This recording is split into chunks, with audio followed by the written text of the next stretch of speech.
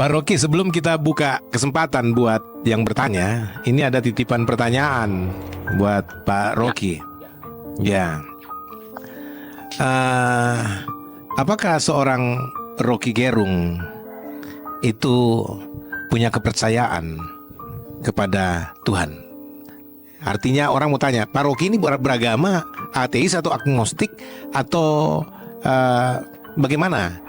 Saya juga sendiri dalam menerjemahkan pertanyaan-pertanyaan mereka ini memformulasikan dalam bentuk kalimat pertanyaan itu agak bingung juga, karena mereka melihat bahwa ini saya bisa tanggapin begitu karena mereka melihat Pak Rocky itu selalu bisa menarik semua pendapat-pendapat teologis kepada hal-hal yang aplikatif, sosiologis, antropologis, humanis, sehingga kata humanis yang tadi dipakai akan mendirikan agama humanis PBB ini itu itu mengait-ngaitkan ke Pak Rocky ini. Bagaimana Pak Rocky? Sebelum kita buka ini pertanyaan,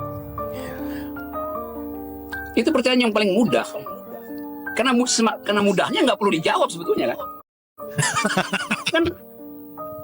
kan anda kita kalau satu kali kita jawab itu, maka buat apa kita berbicara itu? Karena nanti dipersoalkan tuh, Anda bertuhan tapi kok begini, Anda nggak bertuhan tapi begini. Kan itu soal yang apa namanya tuh, bahasa Ibrani tuh dabar Elohim itu, apa namanya, the word of God itu, yang merupakan pertanyaan dari awal, apa sebetulnya keinginan Tuhan terhadap Israel. Kan itu soalnya sama aja Anda bertanya itu. Jadi pertanyaan itu pertanyaan yang dangkal sebetulnya. Anda bertuhan apa tidak? Anda, kalau enggak apa konsekuensinya? Kalau iya apa konsekuensinya itu? Sebetulnya itu bisa dijawab, tetapi saya selalu menganggap setiap jawaban nanti ada evaluasinya tuh, dan orang kasih predikat berdasarkan jawaban terhadap pertanyaan konyol itu. Lain kalau itu ditanyakan dalam keadaan eksistensial, mungkin orang menganggap ya. Kan soal kita sebetulnya menanyakan sesuatu hanya untuk memberi rasa aman pada si penanya yang sebetulnya. Kan itu problem psikologinya tuh. Ngapain dia bertanya soal itu? Dia mau dapat rasa aman dengan jawaban saya itu. Nggak ada, itu tidak kasih poin pada kehidupan pertanyaan semacam itu. Yang mesti kita tanyakan adalah ya, mungkin itu ingin akan menimbulkan grouping itu dalam semua. Oh ya, itu grouping benar. Karena mungkin mereka seorang yang penggemar Pak Rocky, lihat Pak Rocky punya orang yang cerdas, pinter, terus ingin kepercayaannya Pak Rocky apa sih? Apakah sama dengan saya atau tidak? Nah, grouping itu sudah dijawab. Nah, tapi Pak Rocky katanya Anda harus berani mengaku. Ya. Tapi ini lagi ada dari saya punya staf mengatakan ada pertanyaan, Pak Rocky mestinya berani dong mengaku bertuhan atau tidak, dan dia Kristen atau Katolik atau Islam atau agnostik atau ateis. Nah, itu merupakan bisa semacam nilai. Saya bisa mengaku itu. Saya bisa mengaku. Kalau mau ditanya, saya bisa mengaku sekarang. Yang saya mau tahu, yang bertanya siapa itu? Ini catatan, dia nggak mau kasih tahu nama sih. Itu justru itu. Jadi ngapain itu kan? Ya. Ya. Oke, kalau gitu saya berikan aja kesempatan. Itu kan pertanyaan yang kayak orang main truth gitu kan. Dia simpan truth, tapi dia ajukan call supaya dia tahu truthnya yang pegang siapa itu. Kan dia ngerti saya. Soal-soal semacam itu saya hafal tuh. Tapi bertanya, kalau diputar, seharusnya orang itu kalau akalnya tajam, dia bisa ambil kesimpulan itu. Buat apa bertanya? Jadi buat apa ada uraian? Kalau itu sebaiknya ditanyakan di awal supaya saya nggak perlu terangkan soal-soal semacam ini kan. Jadi kadangkala orang mau menguji sesuatu hanya karena rasa tidak aman dirinya. Jadi orang yang bertanya sebenarnya tidak aman dengan keyakinan dirinya sendiri. That's logic. Oke. Minta tolong admin itu dimunculkan linknya supaya yang teman-teman yang sudah banyak ngomel-ngomel ini, mana ini linknya, kita mau bergabung. Nah, silakan join. Yo kita diskusi ya. Oke. Ada Pak Rocky Gerung di sini yang siap ditanyai saudara-saudara dengan wine-nya yang luar biasa. Saudara-saudara mau bergabung silakan, ini ikuti aja linknya ya di belakang itu. Nah, juga chatting-chatting yang banyak ini, nanti sebentar kita minta bantu untuk admin klasifikasikan yang mana yang bisa mewakili pertanyaan-pertanyaan yang mirip ya. Dan sebelum lanjut, Pak Rocky ini kirim salam dari Pak Egi Sujana ini. Wah, itu Egi teman baik saya tuh. Beberapa waktu lalu sama-sama di kita Pak ngobrol.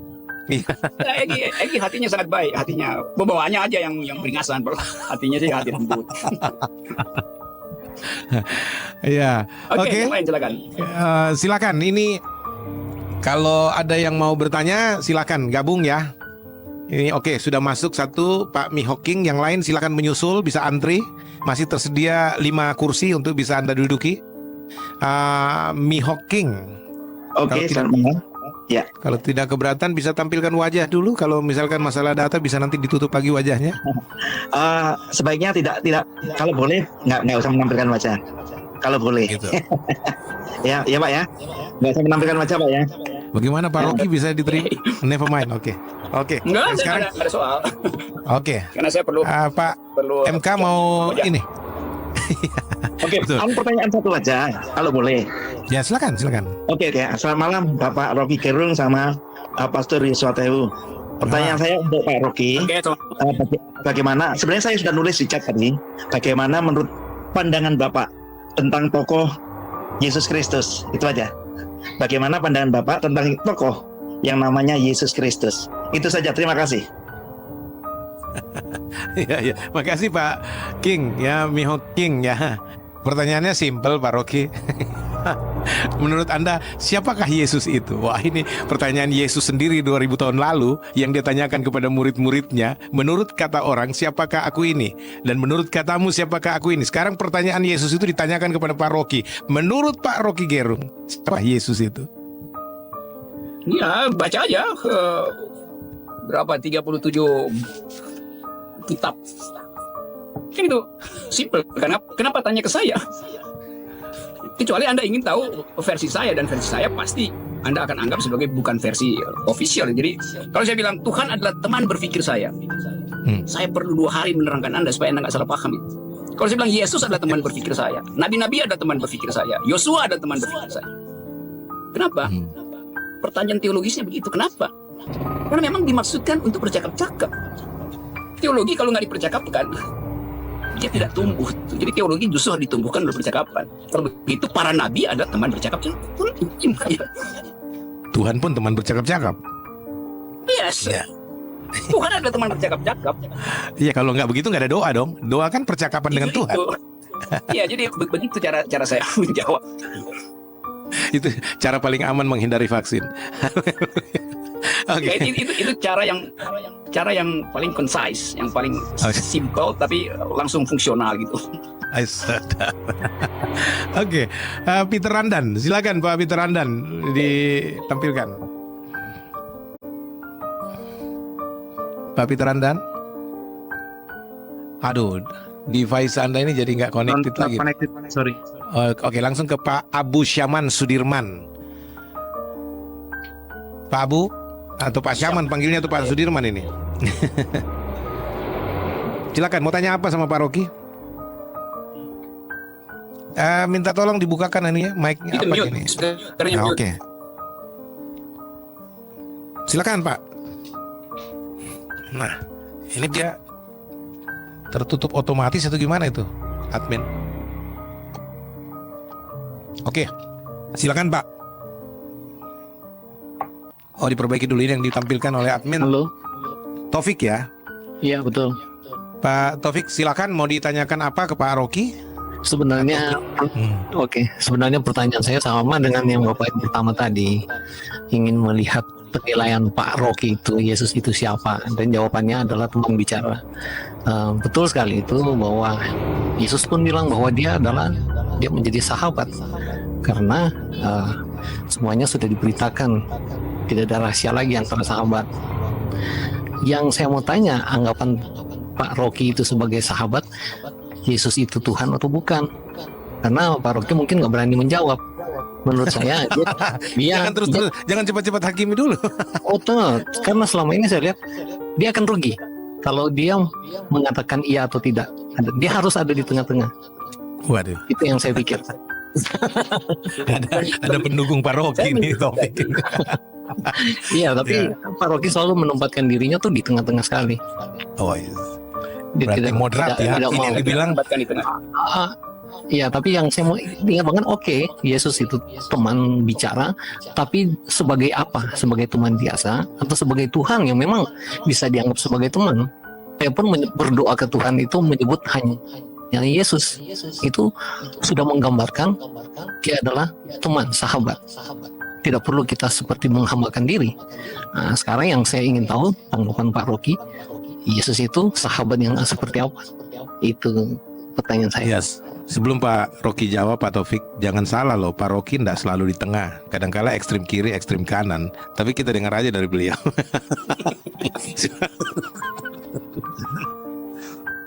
Silakan, Pak Rocky. Lebih baik eksplanasinya itu begini ya. Selalu ada obsesi pada orang untuk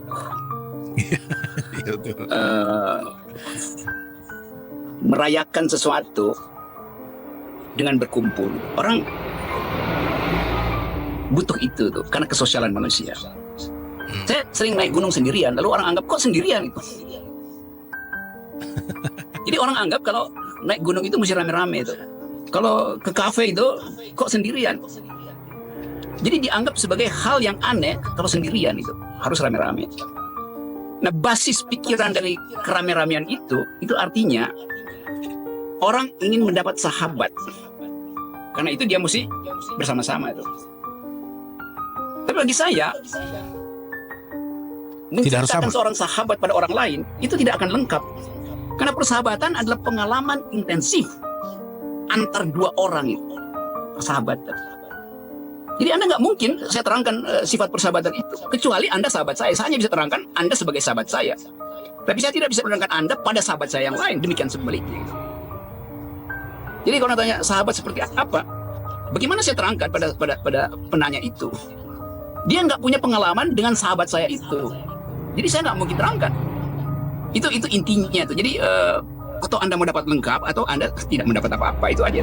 Anda kalau saya tanya Pak Yosua bersahabat dengan siapa? Dengan Egy Sujana. Maka persahabatan Pak Yosua dengan Egy Sujana itu saya tafsirkan karena saya bersahabat dengan Egy Sujana. Tetapi dimensi, deepening, kedalaman persahabatan itu beda. Karena Pak Yosua bergaul dengan Egy Sujana mungkin berapa lama coba? 2 tahun, ada 3 tahun. Ya. Saya 40 tahun bergaul dengan Egy, saya tahu kelakuannya, dia tahu kelakuan saya. Maka saya bisa ceritakan pada orang yang sama, mengalami pergaulan yang sama, di dalam lokasi yang sama, di dalam situs sejarah yang sama, di dalam problem yang sama. Itu soalnya. Jadi bukan saya menghindar menjawab, tapi nggak ada gunanya menjawab soal itu. Bukan nggak ada gunanya, artinya nggak penting. Tapi memang secara logika tuh nggak bisa dijawab. Bertanya tentang seorang sahabat. Itu konyol. Ini menarik. Secara Ini logika menarik. konyol ya, tapi saya mengerti kenapa Iya. dikatakan itu. Tapi ini sangat menarik Pak Rocky bahwa Yes, pasti. pertemanan kita, persahabatan kita itu menjadi rahasia kehidupan kita yang tidak mungkin kita beberkan Betul. secara terbuka dengan yang lain karena kualitasnya nggak Iya, sama pasti. Oke. Oke, ini Ibu Tandia, silakan Bu Tandia. Oke, Ibu. Ya, selamat malam Pak Rocky. Mak, Ibu. Selamat malam juga Pak Joshua. Suaranya terdengar ya Pak Rock? Dengar, Silakan Bu. Ya, yang saya lihat Pak Rocky kalau ditanya tuh selalu mengelaknya ya. Terus saya tangkap tadi bahwa Tuhan dijadikan teman bercakap-cakap ya. Jadi kita juga pengen tahu juga karena banyak orang mengaku bertuhan dan sebagainya. Tuhan yang mana? Apakah Tuhan yang Pak Rocky Gerung anggap itu sebagai teman bercakap-cakap Tuhan yang benar? Atau sekadar mengaku bahwa itu Tuhan? Karena Tuhan itu banyak versinya menurut agama-agama. Dan ini yang membuat akhirnya tidak jelas agamanya Pak Rocky itu apa sih sebenarnya.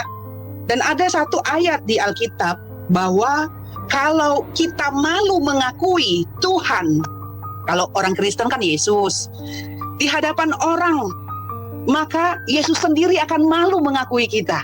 Nah, Pak Rocky itu nggak pernah ngaku Tuhannya Tuhan yang mana, gitu loh. Yang saya lihat dari tadi kalau ditanya selalu mengelak gitu.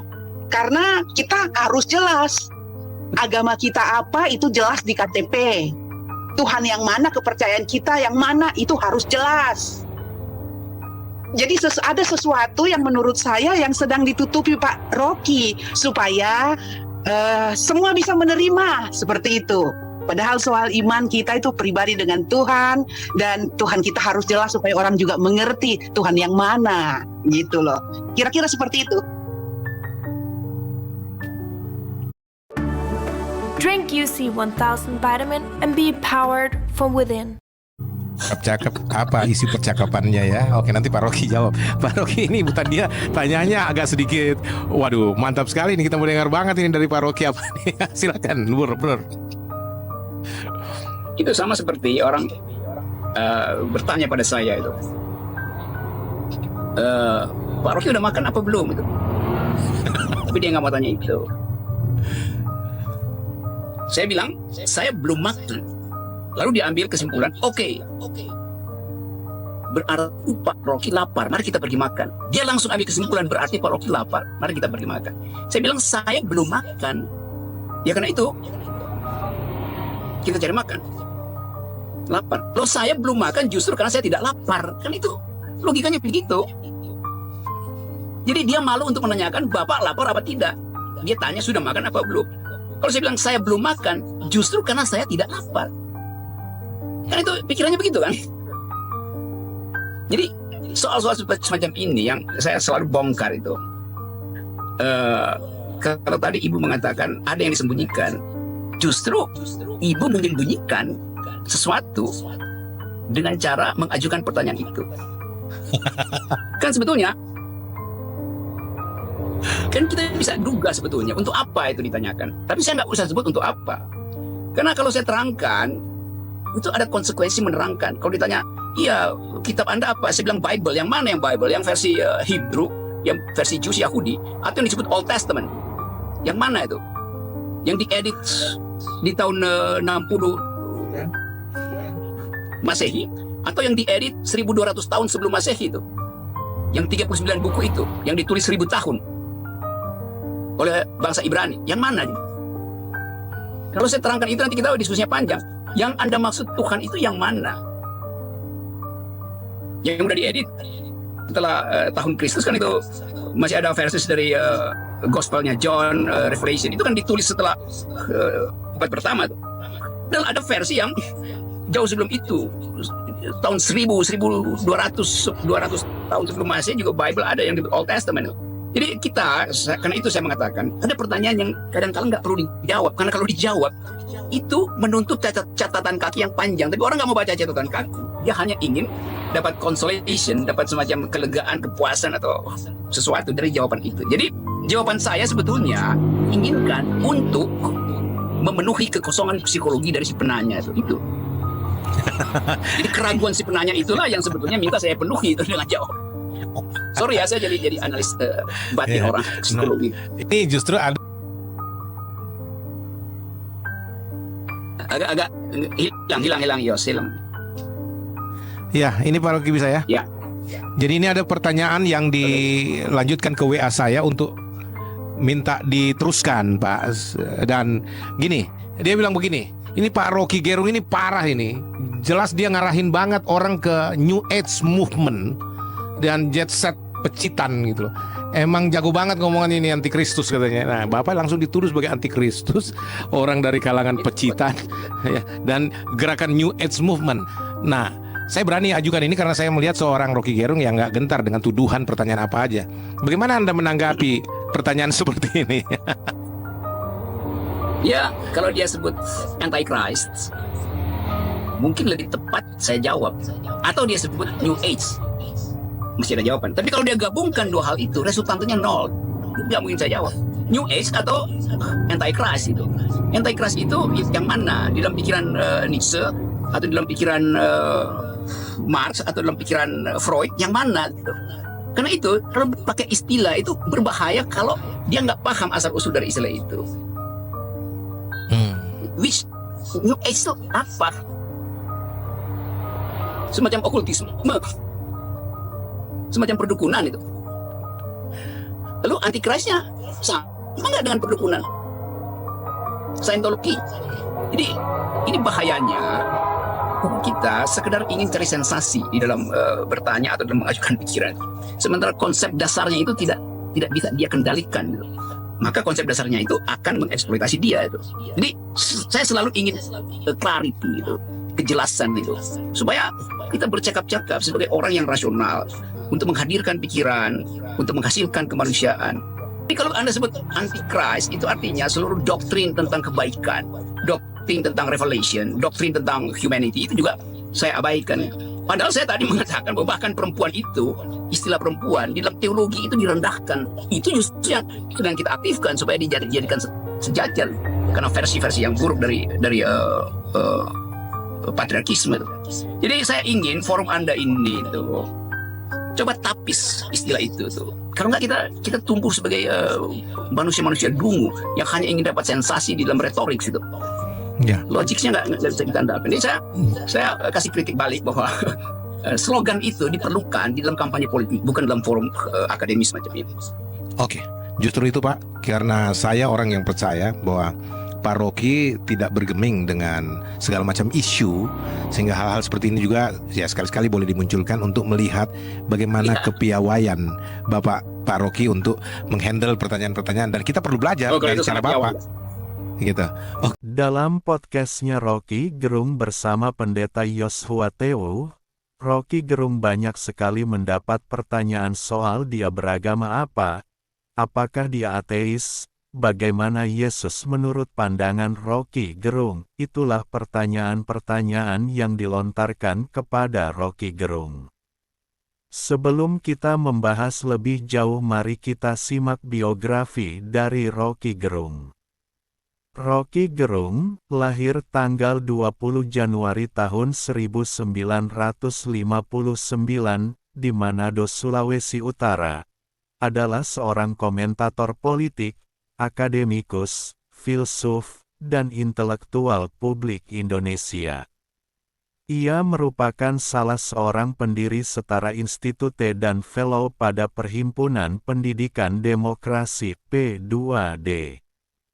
Ia pernah mengajar selama 15 tahun di Universitas Indonesia.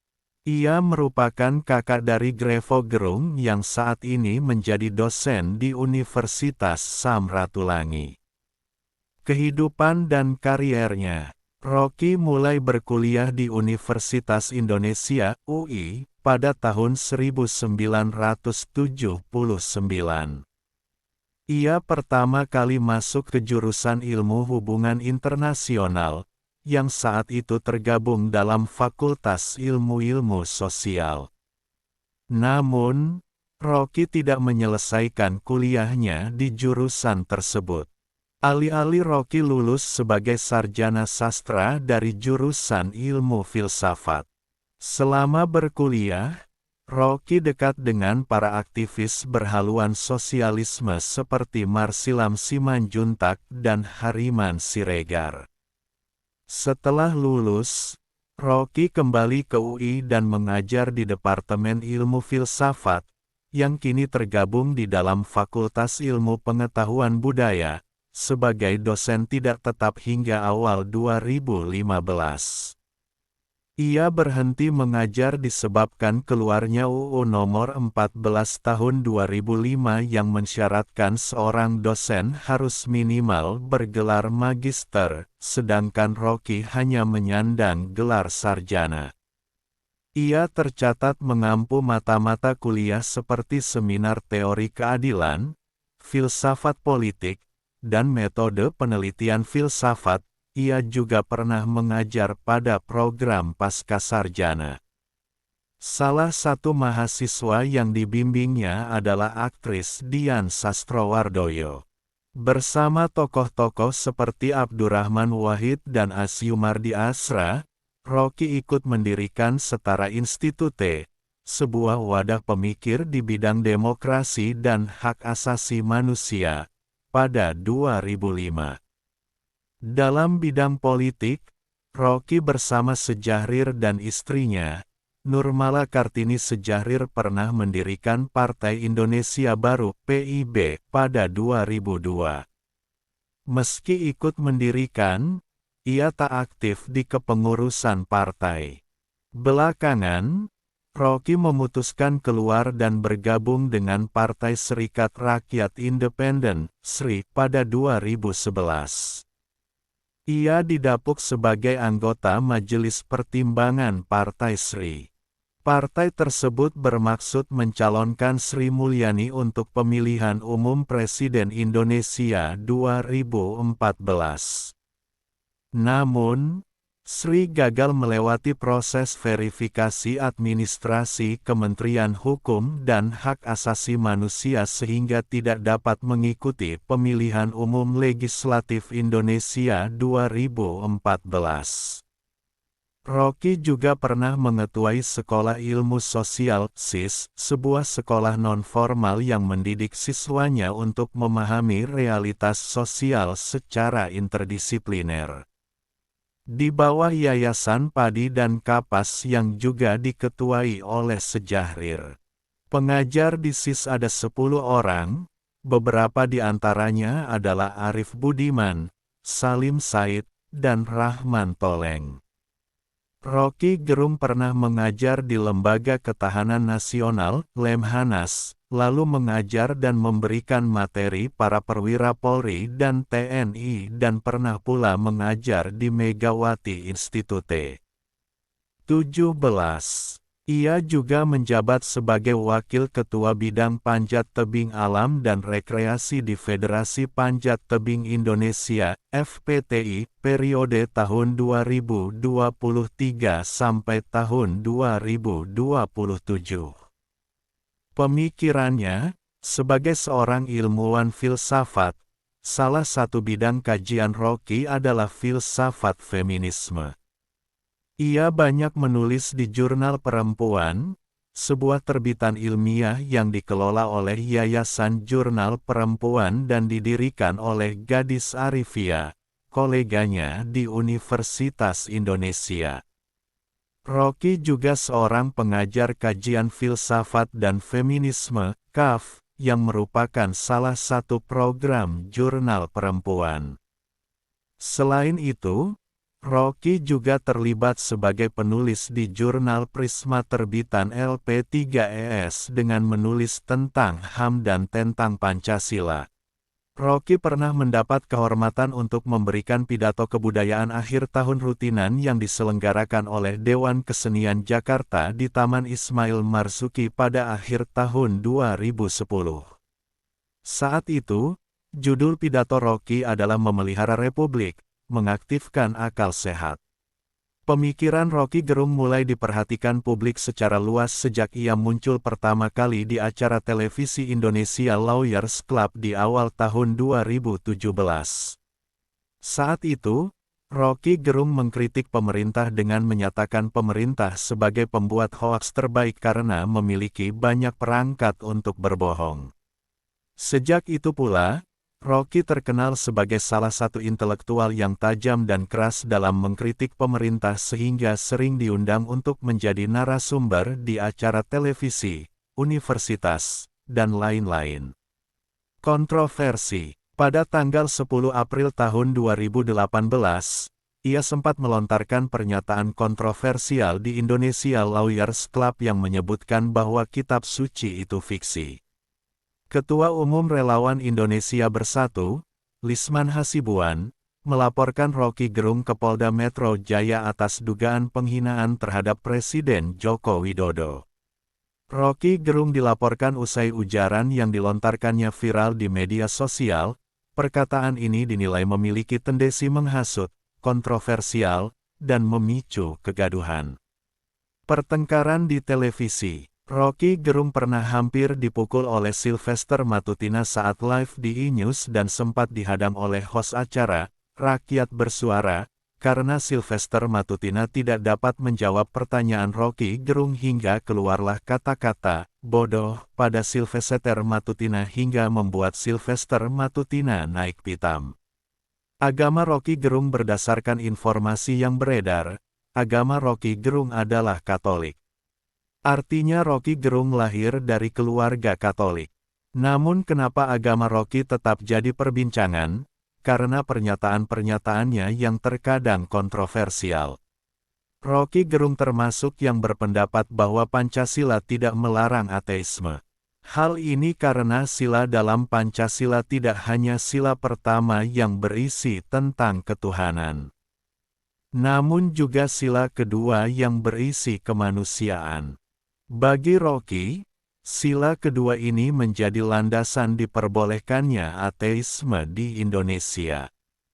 Dalam akun Twitternya sebelum di hak orang, Rocky pernah berujar, Tuhan bersemayam di kampus, sebelum ia menciptakan hal yang paling dia sesali, agama. Di kesempatan lain Rocky Gerung mengatakan, Tuhan menciptakan manusia setelah membaca buku Charles Darwin. Cuitan tersebut menjadi amunisi bagi pembenci Rocky untuk menuduh dia ateis. Tuduhan ateis kepada Rocky semakin kuat saat dalam forum Indonesia Lawyers Club dia berujar bahwa kitab suci adalah fiksi. Dalam kasus ini, Rocky mendapat banyak pembelaan para pendukungnya. Apakah Rocky Gerung seorang ateis? Dalam acara bertajuk Q&A di Metro TV, Ruhut Sitompul bertanya kepada Rocky apa sebenarnya agamanya. Rocky menjawab dengan sebuah cerita, bahwa dia pernah mendaki pegunungan Himalaya. Di sana dia bertemu dengan pendaki lain, lalu berbincang tentang agama. Rocky ingin mengatakan kepada Ruhut Sitompul bahwa dia hanya mau menjawab pertanyaan tersebut di ruang privat, seperti saat di Gunung Himalaya. Rocky menolak menjawab pertanyaan tersebut. Kesimpulannya, meskipun banyak indikasi bahwa Rocky adalah ateis, namun Rocky tidak pernah mengaku dirinya ateis. Hemat penulis, lebih aman dan selamat jika kita menganggap Rocky beragama Katolik seperti yang tercantum dalam KTP-nya meskipun pemikirannya cenderung ateis. Lebih baik menuduh orang bersalah sebagai orang yang benar dibanding dengan menuduh orang yang benar sebagai orang yang bersalah. Penulis, Robi Karman. Sumber artikel, Apa Agama Rocky Gerung? https://sejuk.id/. P sama dengan 3399.